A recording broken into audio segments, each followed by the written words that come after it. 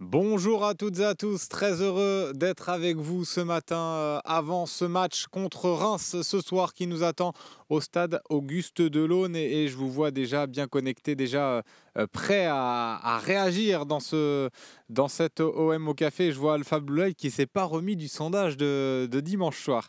Mon ami Alpha Blue Light qui est un grand fidèle de nos émissions, qui ne s'est pas remis du sondage sur Ismail Assar de dimanche soir et on espère qu'il y aura encore du débat ce soir du coup sur Ismail Assar qui devrait malgré tout débuter ce soir contre Reims. On a fait la compo probable. Alors j'ai un petit souci sur le chat et le Twitch. J'ai pas forcément tous les messages ce matin. On va essayer de retrouver ça petit à petit. Alors, qu'est-ce qui se passe? Pourquoi je n'ai pas les messages ce matin? Voilà, ça y est, c'est de retour. J'ai le chat à nouveau. Et ben voilà, merci à tous ceux qui sont présents. Salut Twiyou du Jura. Et ben un vrai plaisir de t'accueillir comme d'habitude sur les émissions. C'est toujours un plaisir d'avoir tes échanges. GBB Toem, salut, la montre est là. Toujours la montre, hein, toujours la petite montre au poignet, exactement. Et je vois le trophée de la Ligue des Champions pour Raoul Duc qui vit un petit peu dans le passé. C'était un peu le débat hier avec Seb et Romain, qui est très intéressant, l'OM au café hier.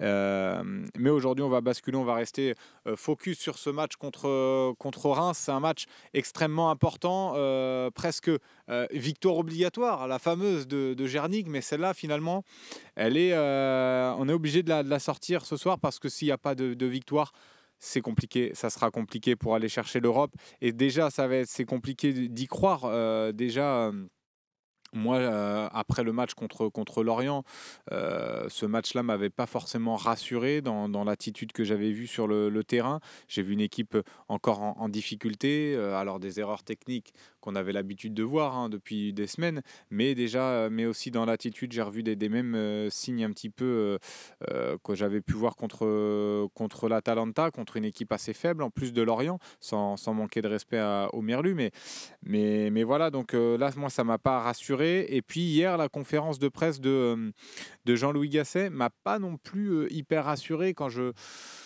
l'entends parler et dire que il va prendre le temps ce matin de discuter avec les joueurs pour voir qui est concerné. Enfin, je trouve ça. Moi, j'ai trouvé ça. En tout cas, je sais pas vous dans le chat, mais j'ai trouvé cette phrase un petit peu lunaire de la part de Jean-Louis Gasset. Il est quand même au quotidien avec eux. Il sait quand même. Il arrive. Enfin, j'espère qu'il arrive à voir qui est concerné depuis un moment. Là, cette phrase-là, sortie un petit peu en conférence de presse hier, m'a surpris et a confirmé un petit peu les craintes que j'ai avant ce match contre Reims. J'espère qu'ils me feront mentir sur le match de ce soir, mais pour l'instant, je ne suis pas forcément hyper optimiste pour ce match-là. J'ai encore un problème là, sur le chat. J'ai l'impression que je perds un petit peu les messages. Je n'arrive pas à les avoir. Ça, c'est un peu embêtant ce matin dans le chat parce que je ne peux pas prendre vos réactions. Et évidemment, on le redit, on est quand même une émission connectée. Et là, c'est un petit peu embêtant si j'ai pas toutes vos réactions. Voilà, à chaque fois, je suis obligé de réactualiser. Mais là, c'est bon, ça semble revenir. Donc, qu'est-ce que vous nous dites? Est-ce que vous avez réagi? Ravi de te revoir. Merci, Jonathan M. Ça fait plaisir. Toi, t'y crois? Ben, je suis content de voir qu'il y a quand même des optimistes ce soir. Moi, je fais partie de. Pourtant, vous le savez, j'ai été longtemps très optimiste sur la saison. Mais là, les dernières semaines me rassurent pas avant ce soir, mais on espère être surpris. Les incertitudes sont comment, Nico Amskas? Ben, pour l'instant, on annonçait quelques forfaits. Finalement, ils sont bien présents dans le groupe, donc ça reste positif. De ce qui est de la compo probable, il n'y aura pas trop de surprises. On va se diriger vers une charnière centrale, même Balerdi. Quant à Merlin à gauche, il y aura un doute sur le couloir droit. Murillo a mis le doute un petit peu, à semer le doute après sa bonne prestation contre Lorient. Mais Jonathan Klaus pourrait tenir la corde. Après, on a un milieu composé de Kondogbia, Gay et Verretou. Parce que, évidemment, Harit est très incertain pour cette rencontre. Et puis il y a l'incertitude qui plane autour de Pierre-Emerick Aubameyang. Ça serait une grosse perte pour pour notre match contre Lorient. On sait, on connaît toute son importance. On en a parlé déjà cette semaine et au fil des semaines, on sait que c'est quand même un joueur qui est extrêmement important, même si dans le jeu, il n'est pas toujours présent, mais à la finition, on a besoin de lui. Donc là, il y a l'incertitude autour de lui, mais on l'annonce quand même titulaire malgré tout. Et après, en attaque, ça va se jouer entre Luis Enrique ou Mumbagna pour le dernier offensif, mais sinon, ça sera Ismail Assar, Aubameyang et Luis Enrique, soit Luis Enrique, soit Mumbagna. Ça va se jouer entre les deux.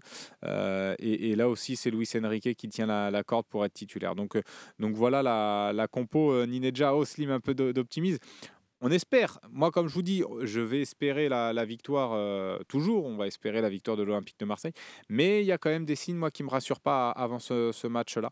Le match contre Lorient, je l'ai dit, et les déclarations hier de Gasset qui m'ont fait un peu peur hier, je vous avoue. Tiens, Ricardinho, merci à toi. Merci pour ton Prime et ton 23e mois d'abonnement. Ricardinho 51, et je vais prendre ton message. Je veux voir un grand Mumbagna ce soir. Il y a des chances qui participent un petit peu à ce match-là, surtout avec l'incertitude qui plane autour Kondogbia, de Aubameyang, on l'a dit.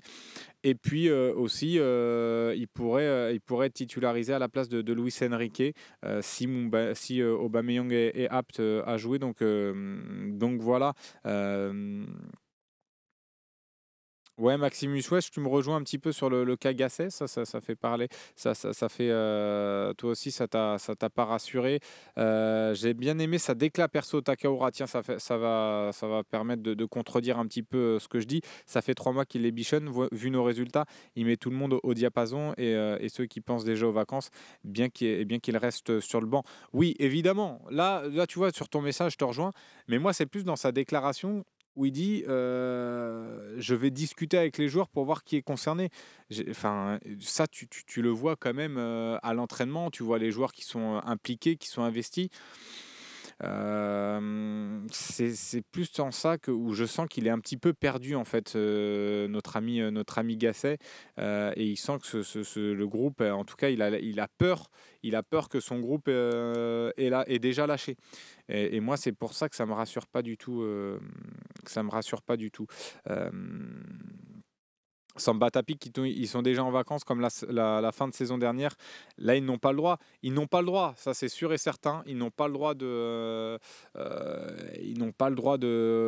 partir en vacances. La semaine dernière, la saison dernière, c'était différent parce qu'il n'y avait plus rien à jouer. La troisième place était actée, mais on se souvient. Mais justement, en plus, pour le coup, autant bon, la saison dernière était largement mieux que cette saison-là, au point de vue du jeu, au point de vue des résultats. Mais finalement, la fin de saison est plus excitante cette année que l'année dernière, puisque l'année dernière, il n'y avait plus rien à jouer. On savait que notre entraîneur allait partir. Enfin, c'était un petit peu le chaos. Bon, là, c'est pareil. On sait que Gasset ne va pas rester. Mais en tout cas, il y a quand même un objectif dans ces 2 derniers matchs d'aller chercher cette 6e place. Alors, ce sera quand même malgré tout une saison ratée au vu de l'effectif, au vu des ambitions aussi placées en début de saison. Pour moi, ça sera une saison ratée de toute façon. Mais au moins, elle est un poil plus excitante que la saison précédente, que la fin de saison précédente.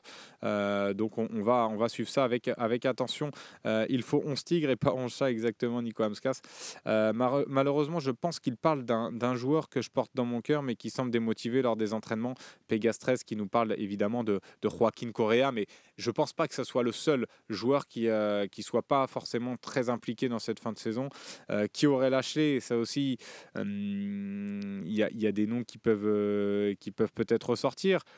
Après le match contre Lorient, l'entrée d'Amin Harit et d'Ndiaye pose quand même question. L'implication aussi peut-être de certains joueurs qui savent qu'ils vont pas forcément rester à l'OM. Je pense à des joueurs comme Joe Onana qui pourtant ont toujours montré. Je sais pas, hein, là je suppute sur Joe Onana, mais peut-être voilà, il a peur que certains joueurs qui ont peut-être que certains joueurs auraient la tête ailleurs. Jonathan Klaus peut-être aussi. Donc à voir tout ça, mais à voir déjà la compo d'équipe de ce soir va nous donner un petit peu une idée des joueurs qui sont encore concernés. Alors après, à Minarit, c'est vrai qu'il y a aussi des joueurs qui sont un peu incertains avant ce match, donc ça, la compo voudra pas forcément tout dire, mais quand même. Euh, il faut aborder ce match comme un premier tour de barrage, vous me dites, mais oui, c'est sûr qu'il faudra aborder ce match comme une demi-finale. Finalement, c'est une demi-finale. C'est une demi-finale dans notre fin de championnat. C'est une demi-finale pour se qualifier. Alors, on a raté la première. On a raté celle en Europa League contre l'Atalanta, mais là c'est une demi-finale contre Reims. On a gagné l'aller au Vélodrome 3-1 contre Lorient, et ben là on a le match retour contre Reims, et après on aura la finale face au Havre si ça se passe bien. Donc voilà, ce soir on sera fixé, comme tu dis, Erling Haaland. On saura ce soir si notre saison est complètement ratée ou pas. Après, pour moi, elle sera quand même ratée au vu des ambitions que tu nourrissais en début de saison. Tu ne visais pas du tout la sixième place ou la septième place. Tu visais même de titiller le Paris Saint-Germain ou en tout cas d'être proche du Paris Saint-Germain pour le titre. Donc tu visais presque la deuxième, troisième place, au pire la quatrième place, mais pas la sixième. Donc dans tous les cas, pour moi, elle sera ratée, elle sera sauvée. On aura sauvé peut-être un petit peu les meubles, on aura sauvé les meubles évidemment si on est sixième, mais la saison sera pas réussie. David Lawid qui nous dit qu'il va falloir faire le taf jusqu'au bout et ne pas perdre nos 2 derniers matchs pour la qualif pour l'Europe. Euh, voilà, moi je suis comme vous, hein, j'ai envie que l'OM se qualifie en Coupe d'Europe. Pour moi, c'est important qu'on soit, même en Europa League, j'aimerais accrocher cette sixième place et après, évidemment, ça fait mal de le dire, mais espérer une victoire de Paris contre Lyon pour avoir cette sixième place qualificative pour l'Europa League, parce que je pense qu'une équipe ambitieuse comme l'OM a besoin de jouer la Coupe d'Europe. Alors c'est pas la Ligue des Champions, mais on voit que l'Europa League, on est capable de faire des parcours assez intéressants malgré une saison difficile. Donc on a vu qu'on était capable de le faire avec un nouvel entraîneur, une nouvelle identité de jeu, une nouvelle peut-être cohésion de groupe, de nouveaux joueurs aussi. Peut-être qu'on pourra espérer encore faire un beau parcours. Donc moi je pense que c'est important aussi pour l'image de l'OM, pour les finances aussi de l'OM de jouer une Coupe d'Europe. Donc voilà, moi j'ai vraiment envie d'accrocher quelque chose en fin de saison, mais dans cette fin de saison-là. Mais voilà, le dernier match contre Lorient, je le dis et je le répète, et certaines déclarations là de Gasset me rassurent pas avant ce soir. Euh, Tiens, JPaet76 qui nous dit on entend toujours des discours, c'est pour les supporters, c'est pour le club, on se doit de gagner, c'est un devoir, une obligation, on est l'OM. Mais on n'entend quasiment jamais les joueurs nous dire qu'ils ont simplement envie de gagner, de se qualifier, de rejouer l'Europe pour eux. Et s'ils n'ont pas 64 000 personnes derrière eux, y a rien qui les motive, c'est effrayant. C'est vrai, bah après, il y a beaucoup de. Honnêtement, ces discours-là d'avant-match. Autant Jean-Louis Gasset est plutôt intéressant dans ses conférences de presse depuis qu'il est arrivé. Autant les joueurs, il y a beaucoup de communication derrière tout ça, donc ils veulent pas froisser le public de l'OM, donc forcément ils vont encenser beaucoup les supporters, mais à juste titre parce qu'ils ont fait une grande saison aussi les supporters de l'OM dans l'ensemble. Mais donc voilà, il y a beaucoup de communication derrière. Après, donc c'est pour ça, moi, j'y accorde pas trop d'importance à ces déclarations. J'avais entendu Jordan Verretou ou même Aubameyang avant le match contre Rennes dire qu'il voulait gagner cette Coupe de France. J'ai pas vu sur le terrain des joueurs qui avaient des morts de faim, qui avaient envie de battre Rennes. Je parle de l'élimination en Coupe de France contre Rennes.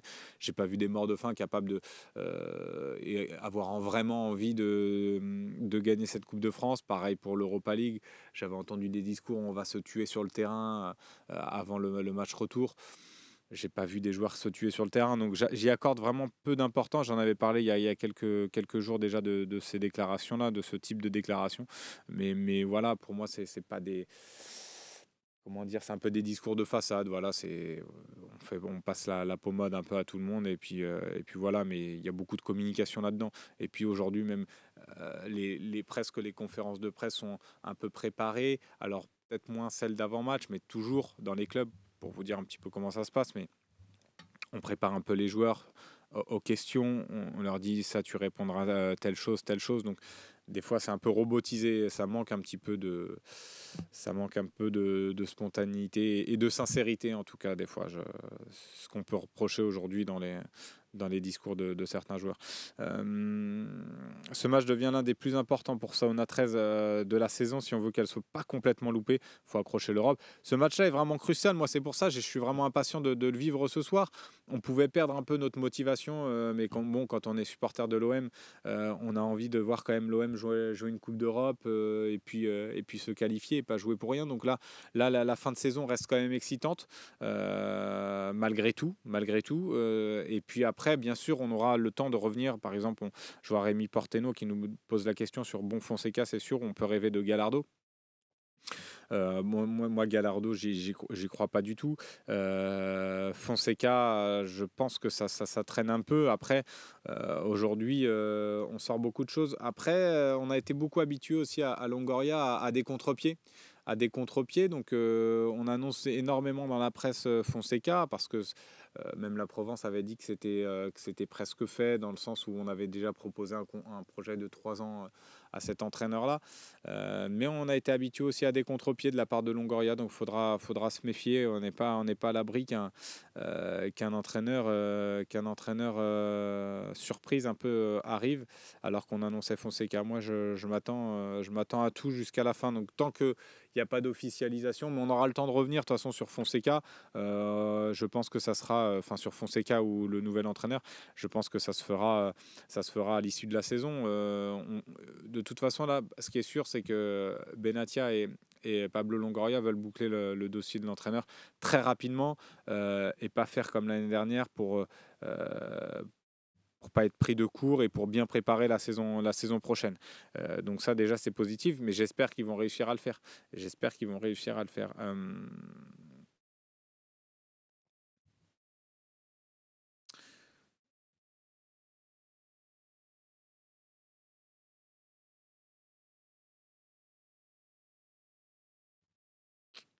Je lisais ton message Alpha Blue Light, c'est pour ça que je parlais plus pendant quelques minutes. Alors ça, c'est des soucis techniques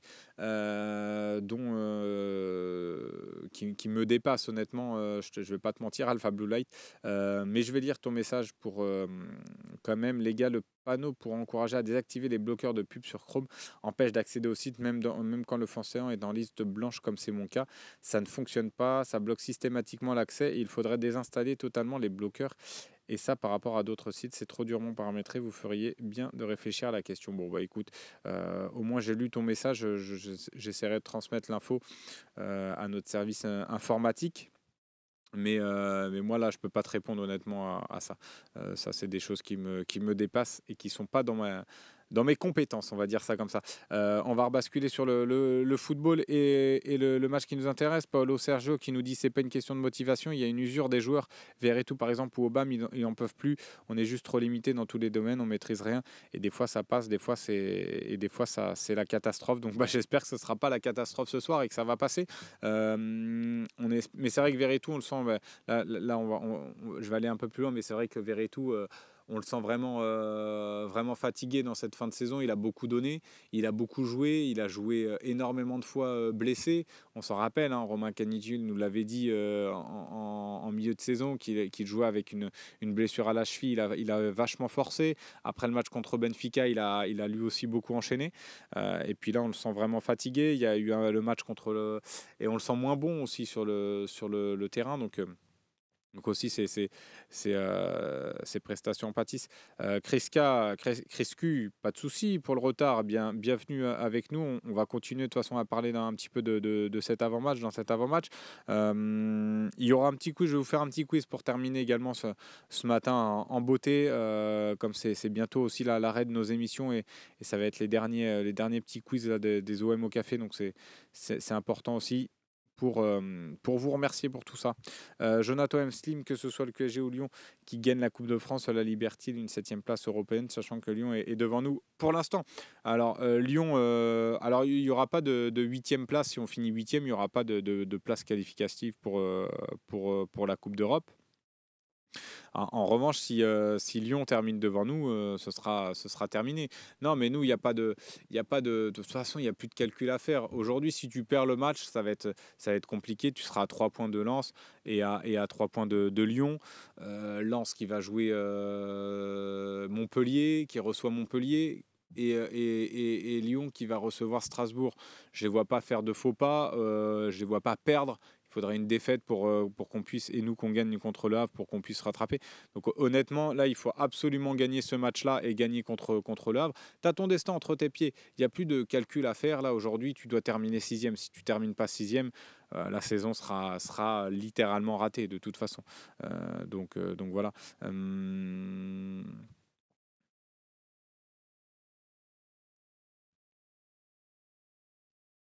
Tac. Alors, tiens, on me pose la question sur la compo probable de Reims. Mais je vais vous la donner, hein, la compo probable de Reims. On annonce évidemment Diouf dans les buts. De Smet qui fait son retour en latéral gauche, qui a annoncé hier Samba Diawara en conférence de presse.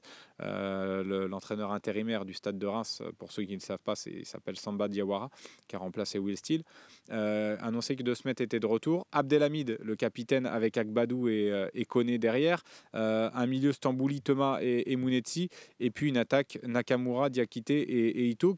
C'est une équipe quand même intéressante, hein, sur le papier. Ito, Nakamura, Diakité, c'est quand même intéressant. Honnêtement, c'est vraiment très très intéressant. Ah, ils ne veulent pas nous vendre Ito, nous dit Lopsy. Que je vais prendre pas mal de messages. Qu'on soit 8e ou 6e, la saison est ratée pour Gazda. C'est vrai que c'est ce que je disais. La saison, on pourra en tout cas sauver les meubles avec une 6e place. La saison ne sera pas en adéquation avec les objectifs du départ, qui était de viser le podium et une qualification en Ligue des Champions. Mais on pourrait sauver les meubles avec une 6e place. Et je pense que c'est important de figurer encore dans une compétition européenne l'année prochaine. Ofada qui nous dit j'espère, j'arrive plus à espérer quoi que ce soit dans cette saison depuis la demi-finale. Ouais, c'est vrai que c'est compliqué, hein, cette demi-finale. Elle nous a un petit peu tous tués. 6 points où la saison n'est pas bonne. Voilà tout. Plat du pied. Plat du pied, tiens. Plat du pied. Sécurité qui nous dit 6 points où la saison n'est pas bonne. Oui, non, mais c'est simple, hein, les calculs sont assez simples là-dessus. Dean Corso, tiens, Bradley Loco pour concurrencer Merlin et remplacer Garcia. Pourquoi pas? Il a fait une très bonne saison avec Brest. Donc c'est un latéral quand même intéressant, mine de rien, Bradley Loco. On en parlait un petit peu de lui en plus du côté de l'OM cet hiver. Il y a eu son nom qui avait un petit peu circulé également pour partir. Il y a des clubs comme Monaco, par exemple, qui sont intéressés par lui. Et je pense que ça pourrait être plutôt une destination privilégiée, en tout cas pour Bradley Loco. Perso, je reste assez confiant ce soir pour aller chercher un résultat, nous dit Charlie Goyard. Les joueurs le doivent au peuple marseillais qui n'a cessé d'être présent. Oui, ils le doivent. Non, mais ça, c'est sûr, ils le doivent, mais ils devaient beaucoup de choses aussi cette saison au peuple marseillais. Ils n'ont pas forcément toujours rendu le soutien que le public leur a donné. Donc voilà. Ouais, non, mais il y aura des belles équipes en Europa League. Basilic Boli, excuse-moi. Basilic Boli qui dit on jouera l'Europa League. Tottenham joue la Ligue Europa l'an prochain. Oui. Oui, oui, hein, mais il y aura des belles équipes la saison prochaine. Euh, Smash BZH qui dit la Ligue des Champions, c'est pour le Bayern, City ou le Real. L'OM, c'est l'Europa League. Il faut se caler dessus pour la remporter un jour avant elle ne devienne trop dure. Bah, déjà, la saison prochaine, on dit il y aura Tottenham qui reste une belle basilique Boli. Ouais, c'est vrai que des fois, les pseudos, ils sont marrants quand même. Ils me font rire. Il y en a un autre qui s'appelle aussi, qui m'a mis un message également sur MyFocéen, Aride de tricoter. Il me fait pas mal marrer aussi à chaque fois que je le vois. Et puis, il y en a plein d'autres. Euh, Als qui nous dit Loco, il prend la place de Merlin sans problème. En tout cas, il viendrait sérieusement concurrencer Quentin Merlin parce qu'aujourd'hui, honnêtement, Ulysse Garcia ou même Emrad Soglo, même si Merlin est moins bon et pas satisfaisant depuis qu'il est arrivé à l'OM, il reste au-dessus de Ulysse Garcia et Emran Soglo est dans la tête d'un entraîneur et il sera toujours titulaire. Alors que si, par exemple, un joueur comme Bradley Loco arrive, ça serait une vraie concurrence à Quentin Merlin et ça pourrait être aussi bénéfique pour lui, hein, pour se mettre un petit peu un coup de pied aux fesses, pour rester poli. Euh, Mais tu vois, l'Opsi sur Mikotadze, je suis pas d'accord avec toi. Moi, c'est un attaquant que j'aime bien, honnêtement. Honnêtement, même s'il n'a pas réussi à l'Ajax, pour moi, c'est un attaquant que j'aime bien. Mais après, on verra, hein, on verra. En tout cas, son nom va sûrement circuler du côté de l'OM cet été. Et puis, c'est vrai que si Lyon aussi est européen, Lyon, on sait il est attaché aussi à l'Olympique Lyonnais, donc, enfin, l'Olympique, à Lyon. Donc pourquoi pas aussi le voir du côté de là-bas, du côté de Lyon. Donc ça va être des rumeurs qui vont sortir aussi cet été.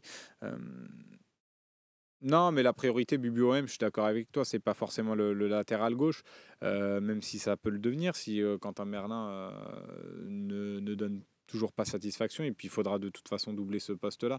Je pense que avec Ulysse Garça, c'est pas une doublure sur laquelle tu peux compter. Après, voilà, moi je l'ai dit toujours, ma priorité pour la saison prochaine, c'est d'avoir un vrai milieu offensif capable de remplacer Aminarit, en tout cas de vraiment concurrencer Aminarit, donc un joueur quand même confirmé à ce poste-là. Un gardien, évidemment, pour moi c'est un poste essentiel.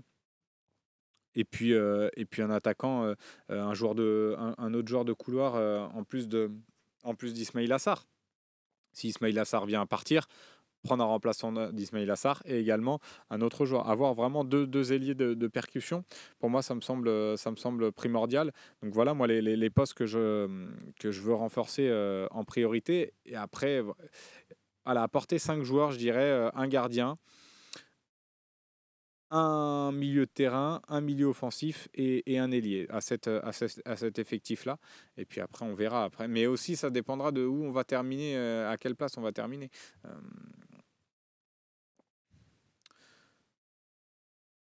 Ouais, non, mais Nico Hamskas, si pas d'Europe, faut-il changer Lopez? Si pas d'Europe ou si même Europe, il faudra changer, je pense, selon moi, Paul Lopez, qui n'est pas un gardien qui te fait gagner des points, hein. Malgré tout, toute l'affection que je lui porte, c'est pas un gardien qui te fait gagner des matchs, en tout cas pas assez dans la saison. Mais John Deland, c'est ce que j'ai dit, hein, je le dis depuis un moment. Moi, j'ai pas envie de tout changer et tout chambouler dans cet effectif-là.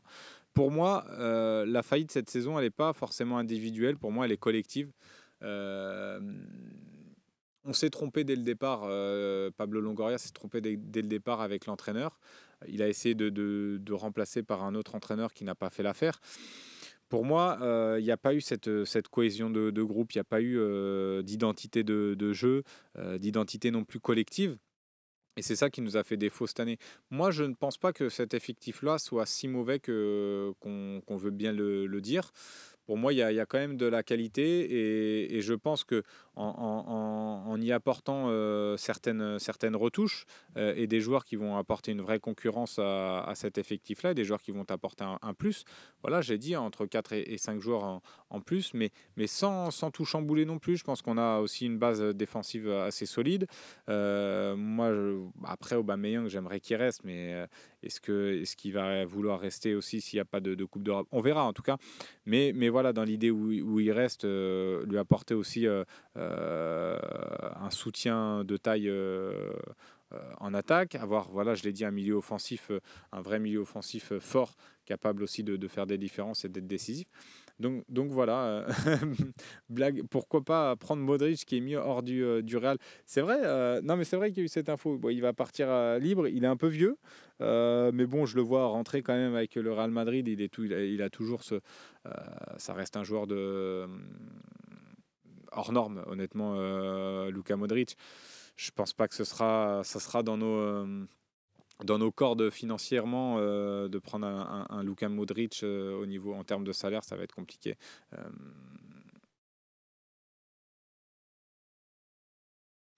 Tiens, Papaludo qui nous dit McCourt a communiqué sur le fait qu'il veut concurrencer le PSG dès l'année prochaine et intégrer top 20. Ça va être un mercato extraordinaire cet été. Alors, c'est pas vraiment les termes qu'il a employés, mais il veut.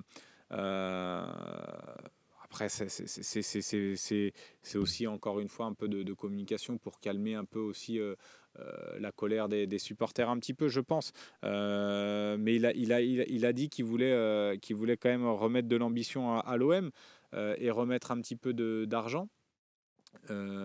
Donc pourquoi pas, en gros, hein, je fais un gros résumé, mais en gros c'est ça. Donc pourquoi pas voir un mercato sympa ou un mercato ambitieux. Je l'espère en tout cas. Après, il y a aussi cette info-là et l'encadrement de la masse salariale. Donc c'est pour ça que la Coupe d'Europe quand même et une place en Coupe d'Europe sera très très très importante. Avant cette fin de saison, c'est difficile de se projeter sur le mercato estival parce que la place où on va finir va déterminer aussi notre mercato d'été. On aura le temps, évidemment. Comme tu dis, Samba Tapi, un mercato ambitieux sans coupe, ça peut puer. Donc on aura le temps de toute façon d'y revenir dans les dernières émissions. On aura le talk show après le match contre le Havre. Peut-être même s'il y a défaite ce soir, ce qu'on n'espère pas. Je croise les doigts pour que ce soit pas le cas, mais s'il y a des fêtes ce soir, peut-être qu'on pourra déjà y venir vendredi dans le talk. Il y aura également les derniers OM au café pour en parler, donc voilà. Euh, Voilà, comme tu dis, monsieur Ous 13 qui nous dit, vous y croyez encore au discours de McCourt, ça fait 8 ans qu'il dit ça, zéro titre. Euh, donc c'est vrai, 13 ans au Dodger et zéro titre aussi, nous fait le parallèle. Donc voilà, c'est vrai qu'il y a aussi un discours pour calmer un petit peu l'énervement des supporters, je pense. Il y a aussi ça, il y a aussi un peu de communication là-dedans. Mais bon, après, s'il n'y a pas forcément... s'il y a les paroles, il n'y a pas les actes, ça va décupler l'énervement des supporters. Donc, non, je pense qu'il y a de la sincérité un peu dans notre discours. En tout cas, je veux y croire encore naïvement. Mais on verra, vraiment, on verra après le match du Havre. Là, on va se concentrer sur le match d'OM Reims. On a fait un petit peu le tour. Bonjour, je suis le Phocéen depuis le XXe siècle, même si je ne me suis pas officiellement abonné que depuis la nouvelle formule sans pub. Concernant Fonseca, je ne suis pas chaud depuis que je l'ai vu charger son gardien en conférence de presse après l'élimination en Coupe d'Europe. De plus, il tarde pour répondre. L'expérience a prouvé que ce n'était pas bon signe. J'essaie 13 et 11. Alors après, comprend aussi que là, il a une fin de saison à terminer avec Lille. Il peut c'est délicat pour lui, pour son club, pour ses supporters aussi. Imaginez le cas inverse, on a un entraîneur qui est en fin de contrat à l'issue de la saison, on est en train de jouer une place pour accrocher la Ligue des Champions, et on voit notre entraîneur courtisé et qu'annonce dans la presse qu'il veut partir vers un concurrent en Ligue 1 pour l'année prochaine, on le prendrait mal. Donc je pense qu'il y a aussi une forme de respect envers ses supporters, envers ses clubs, envers son club. Voilà, c'est pour ça qu'il n'y a pas aussi d'officialisation pour l'instant, mais ça va se faire assez vite. On annonce des contacts assez rapprochés, mais peut-être qu'il y aura aussi un contre-pied de la part de Longoria, même si ça semble se diriger vers Fonseca. Mais voilà, je pense qu'il faut aussi comprendre qu'il y ait un peu de patience de son côté de la part de Fonseca. Il peut pas annoncer. Thuram, tiens, Cri, qui nous parle de Thuram. J'ai pas vu ton message précédent, mais j'ai vu qu'en tout cas, Nice serait prêt à le laisser partir. Ça, euh, C'est bon, Slim a frotté ses mains. Manque plus que le tac, tac, tac. Non, mais pour le coup, là, Thuram, ouais, ça serait vraiment un milieu de terrain sur lequel j'aimerais qu'on se positionne si on peut se positionner. Après, je suis pas sûr qu'un club comme Nice nous le lâche aussi facilement. Mais Thuram, pour le coup, alors il est très inconstant avec Nice, mais c'est un milieu qu'on n'a pas dans notre effectif. C'est un milieu que moi, je trouve, il nous manque. Il manque à beaucoup d'équipes, d'ailleurs, ce type de milieu-là, mais capable de casser les lignes comme ça, balle au pied. C'est vraiment, techniquement, c'est très fort. BBOM, tu parles de 30 millions. Ça parlait plus d'un montant entre 15 et 20 millions. Donc, à voir, à voir, à voir. Mais à voir combien ça sera. Mais c'est vrai que c'est vrai que ce serait vraiment intéressant. Mota a dit ça quand j'ai parlé de Mota. J'ai parlé de Mota. Non, j'ai pas parlé de Mota. C'est qui me pose cette question. Martou. Martou qui me pose la question. Je sais pas de quoi tu me parles. Mais oui, c'est sûr que 15-20 millions, faut prendre direct. Après avoir, vous savez, c'est toujours compliqué de négocier avec les clubs de Ligue 1 quand c'est l'OM. Ça demande toujours un peu plus cher. Et les tarifs augmentent bizarrement. Euh, Tiens, GC qui nous dit: «Je serais chaud pour Habib Beye». N'oublions pas que Monaco avait fait confiance à un Deschamps débutant qui a amené l'équipe en finale. Ouais, pourquoi pas? Après moi, je suis plus, je suis pas forcément chaud pour un Habib Beye. Pour moi, ce serait peut-être un peu trop tôt. Je peux me tromper, hein, mais pour moi, la marche entre les Red Stars et l'Olympique de Marseille, un club, même s'il connaît l'environnement, quand tu es entraîneur, c'est difficile. Tu dors, la vue, hein, au bout on le répète souvent, mais au bout de certains matchs de préparation, il était déjà sifflé en début de saison. Donc c'est pas évident d'être entraîneur. Je sais qu'il y en a beaucoup dans le chat qui l'aiment bien, euh, mais, euh, mais, mais à voir. Euh, Tiens, je vais rebasculer. Je sais pas ce que vous m'avez dit par rapport à Mota. J'ai pas compris. J'ai pas compris la. J'ai pas compris. J'ai pas du tout compris ce que vous me dites par rapport à Mota là dans le chat. J'ai peut-être loupé quelque chose, mais bon, en tout cas, si jamais il y a quelqu'un qui peut m'éclairer sur Mota, je suis preneur. Euh, ah, vous êtes beaucoup à vouloir le tenter à Big Bay, mais c'est pas forcément parce que si tu veux bâtir un projet et que on voit que rapidement Habib Beye n'a pas forcément les épaules pour entraîner encore un club de l'envergure de l'OM, ça veut dire que tu repars sur un autre projet. Après, de toute façon, ah oui, un accord avec la Juve, Mota à la Juve, oui, oui, d'accord, ok, mais il n'y a pas il y a pas de débat avec, il n'y a pas de rapport avec l'Olympique de Marseille en tout cas. Peut-être que c'était Mota, c'était un entraîneur que vous auriez aimé voir sur le banc de l'OM, qui fait du très très bon travail d'ailleurs à Bologne, mais bon, euh, d'accord avec la Juve.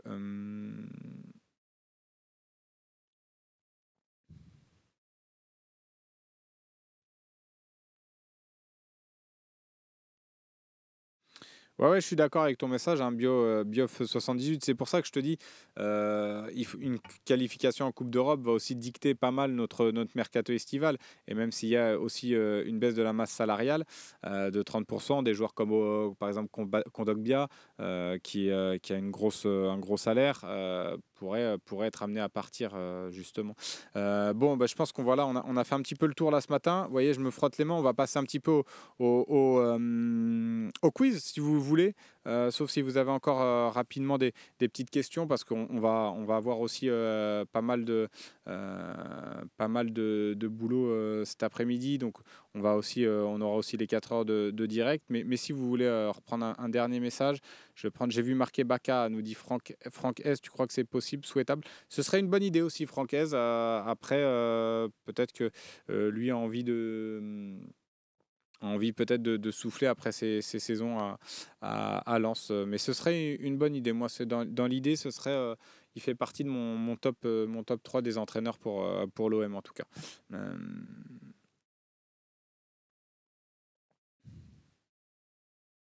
Euh, Mais par exemple, Papa Ludo, exactement, Blanco, ça pourrait être un joueur qui pourrait partir. Lui aussi, je trouve que son arrivée à l'OM n'a pas forcément eu de trop d'intérêt, honnêtement. Euh,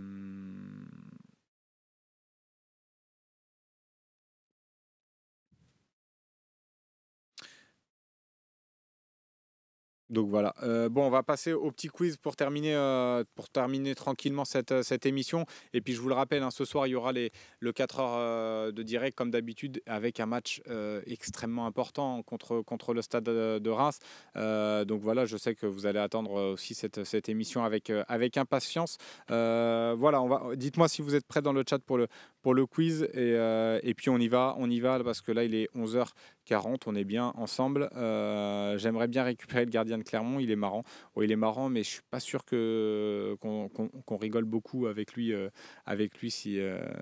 Tiens, c'est qui mon top 3 des entraîneurs? Eh ben, moi, je placerais en 1 Conceição. Pas forcément, mais c'est vraiment mon rêve. Après, Franck Hez, justement, on en parlait de Lens. Et en 3, Fonseca est un entraîneur qui peut me plaire. Mais voilà, bon, mon top 3. Allez, c'est parti pour le petit quiz. Donc là, c'est pareil, c'est des joueurs qui ont joué à l'Olympique de Marseille et à Reims, ou à Reims et à l'Olympique de Marseille. Je vais vous lister sa carrière dans l'ordre, et puis vous devez trouver quel est ce joueur. On va commencer par un facile. Il a commencé au stade de Reims, tiens donc. Ensuite, il part à Metz, puis à l'Olympique de Marseille, Arsenal, Villarreal, Aston Villa et FC Goa. Qui est-il?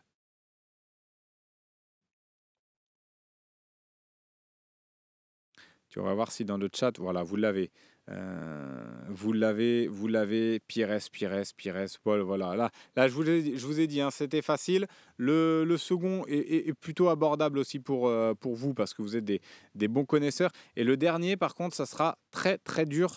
Il va falloir être vraiment bon. Non, Crapatoni, c'est pas Johnny Ecker, tu l'avais pas. Muscle ton jeu, évidemment. Nico Amskas, la référence. Sanson, ce n'était pas Sanson. Bon, voilà, vous l'avez. Pires, c'est parfait. Et le second joueur, donc il a commencé sa carrière à Toulouse. Ensuite, il s'en va à Louan-Cuiseaux, Grenoble, FC Lorient, Olympique de Marseille, Olympiakos, Stade de Reims, Guingamp, Ionikos Nicaea et Athenas Kalitea. Qui est-il? Voilà, normalement, c'est pas trop dur, hein, parce qu'il n'y en a pas eu énormément. Signorino qui est passé par Reims, c'est vrai, par Metz, par Nantes également, mais qui a pas joué à l'OM. Romao, Amalfitano, c'était pas Amalfitano, Michael Droma, alors, c'était bien Romao. Bravo, vous l'avez tous, vous avez été très bon, pas Briel. Ramoa, non, Naïm, c'était Romao, mais j'ai compris ce que tu voulais dire. Non, la pub, pas maintenant, mais je vais l'attendre. Alors, je vais attendre BubuOM. Tiens, rapidement, je vais attendre. Il est 11h42. On peut attendre un petit peu. Il n'y a pas de souci. Je vais essayer de meubler pour ceux qui n'ont pas la pub. On va meubler un petit peu, mais c'est vrai que voilà, il y a pas eu énormément, de joueurs qui sont passés par l'OM et le Stade de Reims. Donc voilà, Robert Pires quand même, qui est un grand joueur qui est passé par Reims et par l'Olympique de Marseille. Et puis évidemment notre ami Romao qui avait fait quand même une bonne saison l'année Bielsa. Moi j'avais bien aimé ce joueur un petit peu de l'ombre. Alors c'était pas exceptionnel, hein, mais avec sous Bielsa c'était intéressant. Euh, voilà, BubuOM, j'attends, il n'y a pas de souci. On attend tout le monde, on est là pour passer des bons moments. Voilà, Mahjong, exactement. Tiens, prenez le pli, abonnez-vous pour éviter la pub, tout simplement. C'est une bonne option que propose Mahjong. Tovin, non. Allez, oui, c'est vrai, Just Strummer, il y aurait pu avoir du Zambo, mais Zambo n'a pas joué en pro avec Reims. Pires, alors, est-ce que c'était pro? Pires avait joué avec, à l'époque, ils étaient en troisième division, Reims, quand il jouait à Reims. Il avait fait 2 ou 3 matchs avec Reims, donc c'était pas non plus extraordinaire, mais bon, c'était quand même un grand joueur qui est passé par l'OM, donc on connaît bien. Del Bouffic Zidane, vous avez vu ses jongles en courant lors du match caritatif? Oui, alors bon, un joueur comme Zidane, c'est. Franchement, je vois même des joueurs qui jouent en district, qui jouent en région, qui sont capables quand même de jongler sur plusieurs mètres avec le ballon. C'est pas ce qu'il y a de plus dur. Zidane, il nous a habitués à des gestes beaucoup plus compliqués, mais ça fait plaisir évidemment de revoir Zizou toucher les ballons, même si c'était avec le maillot des Girondins de Bordeaux. Ça fait quand même plaisir et ça nous rappelle de très très bons souvenirs. Ouais, je suis d'accord avec toi, Samba Tapi. C'est vrai, pas à son âge, mais un joueur de sa trempe quand même, il perd pas cette technique-là. Moi, voilà, mon père avait joué au foot à un certain niveau. Il savait quand même toujours jongler, même à 45-50 ans, il pouvait te jongler comme ça sur plusieurs mètres. Donc c'est pas non plus ce qu'il y a de plus dur pour un joueur comme l'OM. Albo Marseille, Ndiaye, le jongleur de Saint-Charles. On va pas refaire le débat sur Ndiaye qui va énerver un petit peu tout le monde. Là, on passe un bon moment. On va finir avec le quiz. Là, c'est très dur par contre. Vraiment, tenez-vous. Là, j'en appelle vraiment aux fins connaisseurs. Même, je pense que Romain Canuti n'aura pas ce joueur-là. C'est vraiment très très dur. Là, c'est vraiment du très très haut niveau. Alors, en plus, c'est un joueur qui n'a pas joué à l'OM. Il a joué au Stade de Reims. Et il a entraîné en revanche l'Olympique de Marseille. Donc là, il y a une difficulté en plus. Et donc, on va rappeler son passage de joueur d'abord. Alors, il commence au Stade de Reims. Ensuite, il s'en va au Red Star, puis il termine sa carrière à Limoges. En entraîneur, il a entraîné l'OM dans les années 60. Qui est-il ? Là, c'est très dur parce que, voilà, je vous ai dit, il a entraîné l'OM dans les années 60. Donc, imaginez-vous sa carrière qui a débuté un peu plus tôt. Il a fait une grande partie de sa carrière. Il a fait plus de 10 ans au Stade de Reims. Mais c'est très très dur, là vous ne l'avez pas. Gilly, Copa, non. Même mon père n'était pas né en Buboem. Ouais, mais Buboem, ça t'empêche pas d'avoir une culture olympienne forte. Après, il y a des livres, il y a des. Là, je vous ai perdu, Michael Dromois, je sais, mais j'ai. Oui, bravo. Alors, Barzotti et Binou OM, bravo à vous. Bravo à vous. Alors, dites-moi la vérité. Est-ce que vous avez triché ou pas? Parce que là, t'as cru qu'on avait 165 ans. Non, mais il peut y avoir aussi. Voilà, on lit des bouquins sur l'OM. En plus, voilà, il a pas fait long feu à l'OM. Il s'était fait virer. C'était un entraîneur espagnol, il me semble, ou portugais, qui avait repris le flambeau.